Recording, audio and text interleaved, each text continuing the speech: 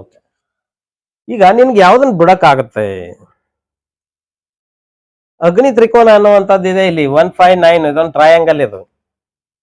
ನೀನು ಧರ್ಮವನ್ನು ಮಾಡ್ಬೇಕು ಅಂತಾನೆ ಇಲ್ಲಿ ಬಂದಿದ್ದೀಯ. ಅದು ನಿನ್ ಸಬ್ ಕಾನ್ಶಿಯಸ್ ಮೈಂಡ್ ಅಲ್ಲಿ ಇದೆ, ನೀನ್ ಧರ್ಮ ಮಾಡೋದಕ್ಕೆ ಅಂತಾನೆ ಹುಟ್ಟಿರೋದು ನೀನು. ನಿನಗೆ ಇದನ್ನ ಬಿಡಕ್ ಆಗಲ್ಲ.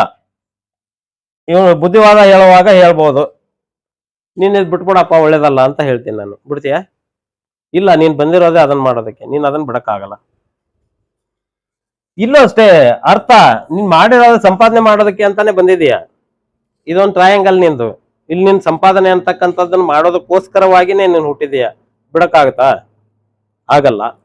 ಇಲ್ಲೂ ಅಷ್ಟೇ ಕಾಮ, ಇದು ಮುಗಿದಿದೆ ನಿಂದು. ಹೋದ್ ಜನ್ಮದಲ್ಲೇ ಇದು ಮುಗಿದಿದೆ, ಅದಾದ್ಮೇಲೆ ಇದು ಮುಗಿದಿದೆ, ಅದಾದ್ಮೇಲೆ ಇದು ಕೂಡ ನೀನ್ ಮಾಡ್ಬೇಕು ಅಂತ ಇಲ್ಲಿ ಬಂದಿದೀಯ. ಬಿಡಕ್ಕಾಗತ್ತಾ? ಆಗಲ್ಲ. ಇವ್ರನ್ನ ನಾವು ತಪ್ಪು ಅಂತ ಹೇಳಕ್ಕಾದ್ರೆ ಆಗತ್ತಾ? ಇಲ್ಲ. ಇವನ್ ಏನ್ ಮಾಡ್ತಾನೆ ಅಂತ ಕೇಳಿದ್ರೆ, ಇವನ್ ಮಾಡಿಟ್ಟಿದಾನಲ್ಲ ಒಂದು ವ್ಯವಸ್ಥೆ, ಅದನ್ನ ತಗೊಂಡು ಅದ್ರಲ್ಲಿ ದಾನ ಮಾಡೋದಕ್ಕೆ ಅಂತ ಇವನ್ ಬಂದಿದ್ದಾನೆ. ಹೌದಾ? ಇವನು ಸಂಪಾದನೆ ಮಾಡಿಟ್ಟಿದಾನಲ್ಲ, ಇದನ್ನ ಖರ್ಚು ಮಾಡೋದಕ್ಕೆ ಅಂತಾನೆ ಇವನ್ ಬಂದಿದ್ದಾನೆ. ಹೌದಾ?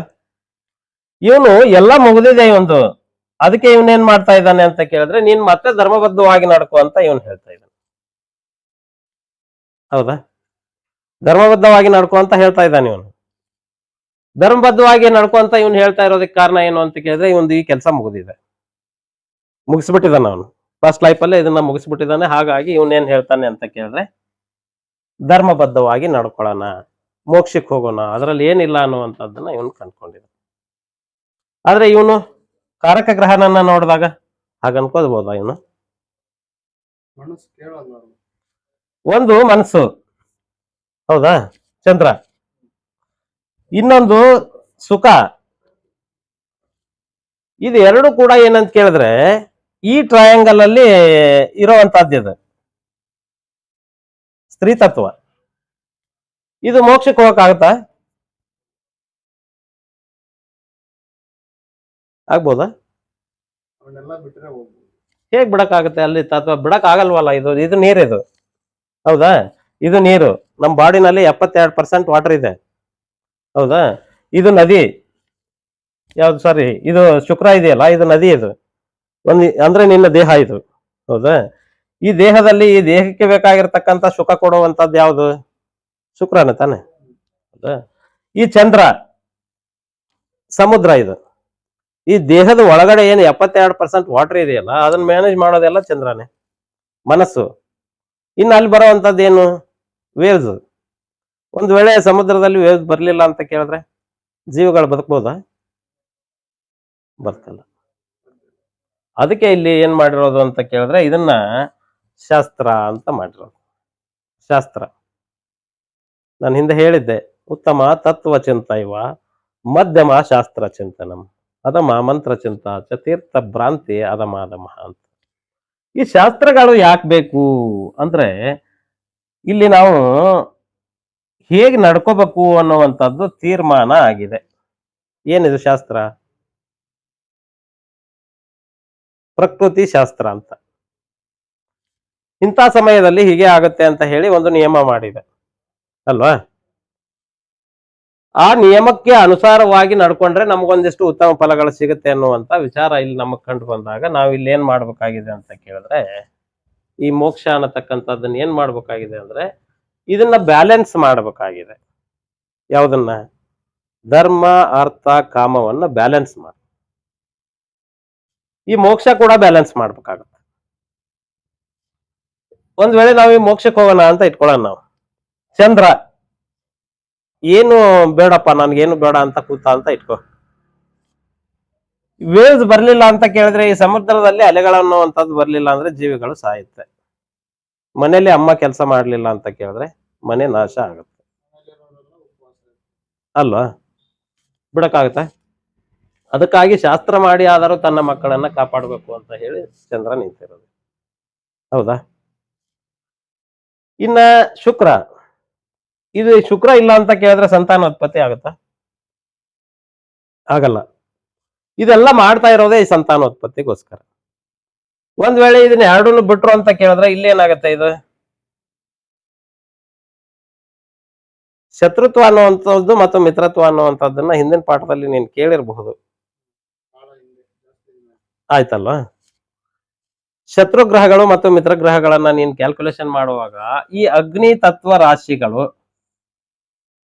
ತತ್ವಕ್ಕೆ ಸಂಬಂಧಪಟ್ಟಿರತಕ್ಕಂತ ಗ್ರಹಗಳು ಮತ್ತೆ ಜಲತತ್ವಕ್ಕೆ ಸಂಬಂಧಪಟ್ಟಿರತಕ್ಕಂತಹ ಗ್ರಹಗಳು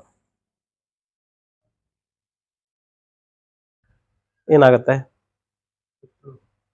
ಹ್ಮ್ ಆಗಲ್ಲ.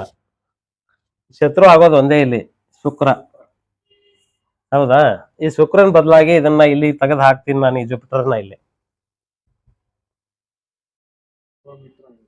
ಮಿತ್ರ ಆಗತ್ತಾ? ಇದನ್ನ ತೆಗೆದು ಇಲ್ಲಿ ಇಡೋಣ. ಆದ್ರೆ ವೀನಸ್ ಯಾವತ್ತು ಆಕಾಶ ತತ್ವ ಆಗಕ್ ಆಗಲ್ಲ. ಬಟ್ ಇಲ್ಲಿ ಅಸ್ಟ್ರಾಲಜಿ ಅಂತ ಬಂದಾಗ ನಾನು ಇದನ್ನ ಏನ್ ಮಾಡ್ತೀನಿ ಅಂತ ಕೇಳಿದ್ರೆ ಜುಪಿಟರ್ನ ತೆಗೆದು ಇಲ್ಲಿ ಹಾಕ್ಬೇಕಾಗುತ್ತೆ. ಈ ವೀನಸ್ ಅನ್ನ ತೆಗೆದ ನಾನು ಏನ್ ಮಾಡ್ಬೇಕಾಗುತ್ತೆ ಅಂತ ಕೇಳಿದ್ರೆ ಇಲ್ಲಿ ವಾಯು ತತ್ವದ ಕಡೆ ಸೇರಿಸ್ಬೇಕಾಗುತ್ತೆ. ನಾನು ಹೀಗಿದ್ದಾಗ ಇದು ಬ್ಯಾಲೆನ್ಸ್ ಮಾಡುವಂತದ್ದು ಏನು? ಇಲ್ಲಿ ರೆಮಿಡೀಸ್ ಅನ್ನುವಂಥದ್ದು ಬಂದಾಗ ನಾವು ರೆಮಿಡಿ ಹೇಗ್ ಮಾಡಬೇಕು? ನಾವ್ ಇದನ್ನ ಬರೀ ಮಂತ್ರಗಳಿಂದ ಉಪಚಾರ ಮಾಡಕ್ಕಾಗತ್ತಾ? ಈಗ ನಾವು ಒಬ್ಬ ಪಂಡಿತರ ಹತ್ರ ಹೋಗಿದ್ದೀವಿ, ತಾಂತ್ರಿಕರ ಹತ್ರ ಹೋಗಿದ್ದೀವಿ, ನಮ್ಗೆ ಈ ತರ ಸಮಸ್ಯೆ ಇದೆ, ನೀವು ಸರಿ ಮಾಡಿ ಅಂತ ನಾವು ಅವ್ರಿಗೆ ಹೇಳಿದೀವಿ. ಅವರು ಎಷ್ಟೋ ವರ್ಷದಿಂದ ಸಾಧನೆ ಮಾಡ್ತಾ ಇದ್ದಾರೆ, ಮಾಡಿದ್ರು ಅಂತ ಇಟ್ಕೋ. ಮಾಡಿದಾರ ಅವರು. ಬಟ್ ಅವ್ರು ಏನೋ ಒಂದು ಹೇಳಿದಾರಲ್ಲ, ಅದನ್ನ ಪಾಲನೆ ಮಾಡಕ್ ನಿಮ್ ಕಡೆಯಿಂದ ಆಗತ್ತಾ? ಮತ್ ಆಗ್ಲಿಲ್ಲ ಅಂತ ಕೇಳಿದ್ರೆ ಈ ಸದ್ಯಕ್ಕೆ ಸರಿ ಮಾಡಬಹುದೇ ವಿನಃ ಮಿಕ್ಕಿದ್ದು ಅದನ್ನೆಲ್ಲ ಹೇಗ್ ಸರಿ ಮಾಡ್ತೀಯ ನೀನು? ಈಗ ಒಂದ್ ಕಳ್ತನ ಮಾಡಿದೀವಿ ಅಂತ ಇಟ್ಕೊಳ್ಳೋಣ, ಸದ್ಯಕ್ಕೆ ತಪ್ಪಿಸ್ಕೋಬಹುದು. ಬಟ್ ಕಳ್ಳನೇ ತಾನೆ. ಹುಟ್ಟುಗುಣ ಸುಟ್ರು ಹೋಗಲ್ಲ ಅನ್ನೋ ಹಾಗೆ ಕಳ್ಳನಾಗೆ ಇರ್ತಾನ ಅವನು. ಆ ಕಳ್ಳ ಏನ್ ಮಾಡ್ಬೇಕು ಅಂತ ಕೇಳಿದ್ರೆ ಪ್ರೊಫೆಷನಲ್ ಕಳ್ಳನೇ ಆಗಿದ್ರು ಕೂಡ ಇಲ್ಲ, ಅವ್ನು ಟ್ಯಾಕ್ಸ್ ಕಟ್ಟಬೇಕು ತಾನೆ. ನೋಡಪ್ಪ, ಹಿಂದಿನ ಕಾಲದಲ್ಲಿ ಏನಾಗಿತ್ತು ಅಂತ ಕೇಳಿದ್ರೆ ಸುಳ್ಳು ಹೇಳೋದು ಅಪರಾಧ ಆಗಿತ್ತು. ವ್ಯಾಪಾರಂ ದ್ರೋಹ ಚಿಂತನಂ. ಇವತ್ತು ಒಂದು ರಿಯಲ್ ಎಸ್ಟೇಟ್ ಇದೆ ಅಂತ ಇಟ್ಕೋ, ಯಾರ್ದೋ ಮನೆ, ಯಾರ್ದೋ ಜಮೀನು, ಯಾರ್ದೋ ಆಸ್ತಿ ಇನ್ಯಾರಿಗೋ ಕೊಡೋದು, ಮಧ್ಯದಲ್ಲಿ ಮಾತಾಡಿರೋನ್ ಕಮಿಷನ್ ತಗೊಳಲ್ಲ. ಲೀಗಲ್ ಬಿಸ್ನೆಸ್ ಆಯ್ತಾ? ಹೌದಾ?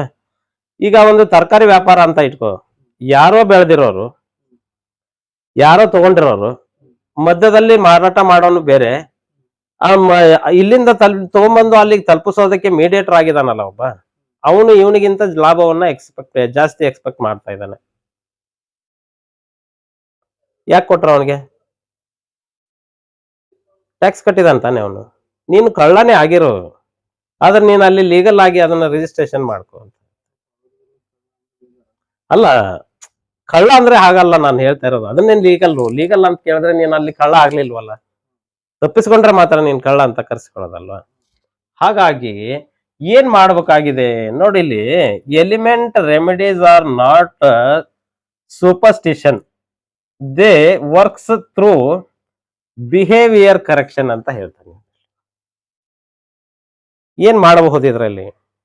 ನಮ್ಮ ನಡವಳಿಕೆ ನಾವು ಹೆಂಗ್ ತಿದ್ಕೊಂಡು ಹೋಗ್ತೀವಿ ಆ ತರ ಚೇಂಜ್ ಆಗುತ್ತೆ. ಇಲ್ಲಿ ನಾನು ಇದನ್ನ ಬದಲಾಯಿಸುವಂತ ನಿನಗೆ ಹೇಳಕ್ ಆಗಲ್ಲ. ಯಾಕಂತ ಕೇಳಿದ್ರೆ ನಿನ್ನ ಹುಟ್ಟುಗುಣ ಇದು, ಅಗ್ನಿ ತತ್ವ ಅನ್ನುವಂಥದ್ದು ನಿನ್ನ ಹುಟ್ಟುಗುಣ ಆಗಿದೆ ಅಂತ ಕೇಳಿದ್ರೆ ನಿನ್ಗೆ ಈ ಗ್ರಹಗಳ ಒಂದು ಪ್ರಭಾವ ನಿನ್ನಲ್ಲಿ ಇದೆ ಅಂತ ಕೇಳಿದ್ರೆ ನೀನ್ ಹಾಗೆ ನಡ್ಕೊಳ್ಳೋದು ಕಠೋರ. ಆದ್ರೆ ಕಠೋರತ್ವದಲ್ಲಿ ಧರ್ಮ ಇರ್ಬೇಕಲ್ಲ. ಇಲ್ಲಿ ಧರ್ಮ ಹಾನಿ ಆಗ್ಬಾರ್ದು, ನಿನ್ನ ಕಠೋರತನದಿಂದ ಧರ್ಮ ಹಾನಿ ಆಗ್ಬಾರ್ದು. ನೀನು ಧರ್ಮ ಮಾಡಕ್ ಬಂದಿದೀಯಾ ಅಂತ ಕೇಳಿದ್ರೆ ನೀನು ಧಾರ್ಮಿಕ ಅಂತ ಗುರುತಿಸ್ಬೇಕು ಅಂತ ಕೇಳಿದ್ರೆ ಇದು ಬ್ಯಾಲೆನ್ಸ್ ಆಗಿದ್ರೆ ಮಾತ್ರ ನಿನ್ನನ್ನ ಗುರುತಿಸಲ್ಪಡುತ್ತೆ. ಇಲ್ಲ ನಿನ್ನ ವರ್ತನೆಗಳಲ್ಲಿ ಅಸಭ್ಯವಾಗಿ ನಡ್ಕೊಳಕ್ ಶುರು ಮಾಡಿದೆ ಅಂತ ಕೇಳಿದ್ರೆ ನಿನ್ನನ್ನ ಧಾರ್ಮಿಕ ಅಂತ ಗುರುತಿಸಲ್ಪಡಲ್ಲ. ಯಾಕಂದ್ರೆ ಮನಸ್ಸೊಂದು ಇದೆಯಲ್ಲ, ಇಲ್ಲಿ ಎದುರುಗಡೆ ಇರೋನಿಗೆ ನಿನ್ನನ್ನು ನೋಡಿದ್ರೆ ಖುಷಿ ಆದ್ರೆ ಮಾತ್ರ ಅವನು ಒಪ್ಕೊಳ್ಳೋದು. ಹಿಂದೆ ನಮ್ಮ ವಿಡಿಯೋಗಳು ಅನೇಕ ಸಾರಿ ಹಾಗೆ ಕೂತ್ಕೋಬೇಕು ಅಂತ ಕೇಳಿದ್ರೆ ಬಾಡಿ ಲ್ಯಾಂಗ್ವೇಜ್ ಸರಿ ಇಲ್ಲ ಅಂತ ಅನ್ನುವಂಥದ್ದು ಒಂದು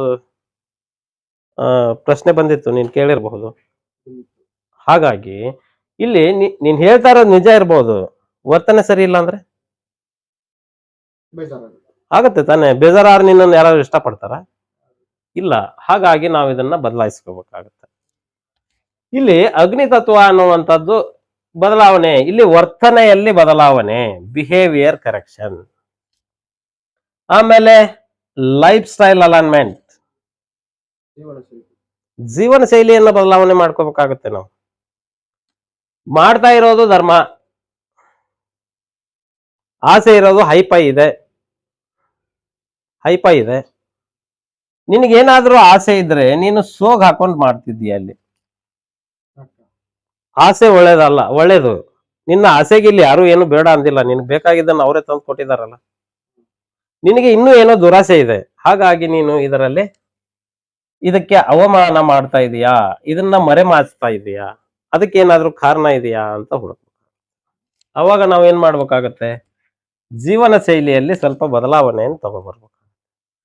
ನೀನು ಎಲ್ಲ ಮಾಡೋದು ತಪ್ಪು ಅಂತ ನಾನು ಹೇಳಲ್ಲ, ಯಾಕಂದ್ರೆ ಇದನ್ ಬಿಟ್ಟು ಇದಿಲ್ಲ, ಇದನ್ ಬಿಟ್ಟು ಇದಿಲ್ಲ, ಇದನ್ ಬಿಟ್ಟು ಇದಿಲ್ಲ. ಒಂದ್ ವೇಳೆ ಇದು ಯಾವ್ದು ಮಾಡ್ಲಿಲ್ಲ ಅಂತ ಕೇಳಿದ್ರೆ ನಿನ್ನ ಶರೀರ ಬದುಕಲ್ಲ. ಸತ್ಯನಾ? ಕಾಮ ಇಲ್ಲ ಅಂದ್ರೆ ಶರೀರ ಬದುಕಕ್ಕಾಗತ್ತಾ? ಧರ್ಮ ಇಲ್ಲ ಅಂದ್ರೆ? ಎಲ್ಲವನ್ನು ಬ್ಯಾಲೆನ್ಸ್ ಮಾಡ್ಬೇಕಾಗಿದೆ. ಓವರ್ ಆದ್ರೆ ಏನಾಗುತ್ತೆ, ಊಟ ಜಾಸ್ತಿ ಮಾಡಿ ನೋಡು ಏನಾಗುತ್ತೆ, ನೀರ್ ಜಾಸ್ತಿ ಕುಡಿದ್ ನೋಡು ಏನಾಗುತ್ತೆ, ಗಾಳಿ ಕಡಿಮೆ ಆದ್ರೆ ಏನಾಗುತ್ತೆ, ಗಾಳಿ ಜಾಸ್ತಿ ಆದ್ರೆ ಏನಾಗುತ್ತೆ, ಹುಚ್ಚಾಟ ಜಾಸ್ತಿ ಆಗುತ್ತೆ ಅಲ್ವಾ? ಹಾಗಾಗಿ ಇಲ್ಲಿ ಯಾವ್ದು ಬಿಟ್ಟು ಯಾವುದು ಇಲ್ಲ. ಇಲ್ಲಿ ಮಾಡ್ಬೇಕಾಗಿರೋದೇನು, ಮೊದಲನೇದಾಗಿ ಮಾಡ್ಬೇಕಾಗಿರೋದೇನು ಅಂತ ಕೇಳಿದ್ರೆ ಬಿಹೇವಿಯರ್ ಅಲ್ಲಿ ಬದಲಾವಣೆ ಮಾಡ್ಬೇಕಾಗಿತ್ತು. ಎರಡನೇದಾಗಿ ಜೀವನ ಶೈಲಿಯಲ್ಲಿ ಸ್ವಲ್ಪ ಪರಿವರ್ತನೆ ಮಾಡ್ಕೋಬೇಕಾಗಿದೆ, ಸ್ವಲ್ಪ ಪರಿವರ್ತನೆ ಮಾಡ್ಕೊಳ್ಳುವಂಥದ್ದು. ಮೂರನೇದು ಏನು ಅಂತ ಕೇಳಿದ್ರೆ, ಇದೆಲ್ಲ ಯಾವ ಕಾರಣದಿಂದ ಆಗ್ತಾ ಇದೆ ಅಂತ ಕೇಳಿದ್ರೆ ಗ್ರಹಗಳ ಗೋಚಾರ. ಗ್ರಹಗಳ ಗೋಚಾರ ಸ್ಥಿತಿ ಆ ರೀತಿಯಾಗಿದೆ ಅಲ್ಲಿ. ಎಲ್ಲಿ? ಆಕಾಶದಲ್ಲಿ. ಆಕಾಶದಲ್ಲಿ ಗ್ರಹಗಳ ಗೋಚಾರ ಸ್ಥಿತಿ ಇದ್ದಾಗ ನಿನ್ನ ಮನಸ್ಥಿತಿ ಹೀಗೆ ಇರುತ್ತೆ ಅಂತ ಇಲ್ಲಿ ಹೇಳುತ್ತೆ. ಅದಕ್ಕೆ ಕಾರಣ ಏನು ಅಂತ ಕೇಳಿದ್ರೆ ಇದರಿಂದ ಆಗಿರುವಂತ ಇಂಬ್ಯಾಲೆನ್ಸ್.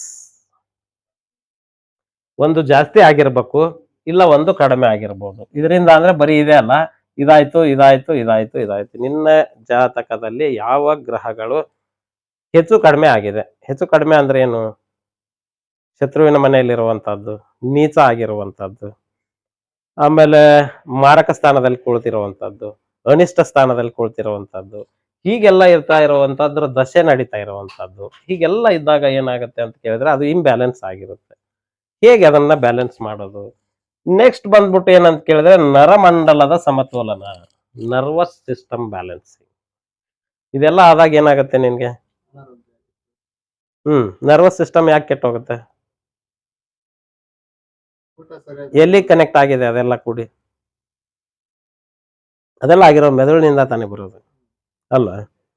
ಹಾಗಾಗಿ ಈ ನರ್ವಸ್ ಸಿಸ್ಟಮ್ ಅನ್ನುವಂಥದ್ದು ಏನಾಗುತ್ತೆ ಅಂತ ಕೇಳಿದ್ರೆ, ಯಾವಾಗ ಮನಸ್ಥಿತಿ ಅನ್ನುವಂಥದ್ದು ಕುಗ್ತಾ ಹೋಗುತ್ತೆ, ಮಾನಸಿಕ ತರಂಗಾಂತರಗಳು ಕುಸಿಯುತ್ತೆ, ಅವಾಗ ಅನೇಕ ಸಮಸ್ಯೆಗಳು ಬರುತ್ತೆ ಅನ್ನುವಂಥ ವಿಚಾರ ನಮ್ಗೆ ಇಲ್ಲಿ ಕಂಡು ಬರುತ್ತೆ. ಇದು ಎಲ್ಲವನ್ನು ಹೇಗೆ ಬ್ಯಾಲೆನ್ಸ್ ಮಾಡಬೇಕು? ಅಗ್ನಿ ತತ್ವ ಜಾಸ್ತಿ ಆದ್ರೆ ಏನಾಗತ್ತೆ, ಅಗ್ನಿ ತತ್ವ ಕಡಿಮೆ ಆದ್ರೆ ಏನಾಗುತ್ತೆ, ಪೃಥ್ವಿ ತತ್ವ ಜಾಸ್ತಿ ಆದ್ರೆ ಏನಾಗುತ್ತೆ, ಕಡಿಮೆ ಆದ್ರೆ ಏನಾಗುತ್ತೆ ಅನ್ನುವಂಥದ್ದನ್ನ ಮುಂದಿನ ಪಾಠದಲ್ಲಿ ನೋಡೋಣ ಅಂತ ಹೇಳ್ತಾ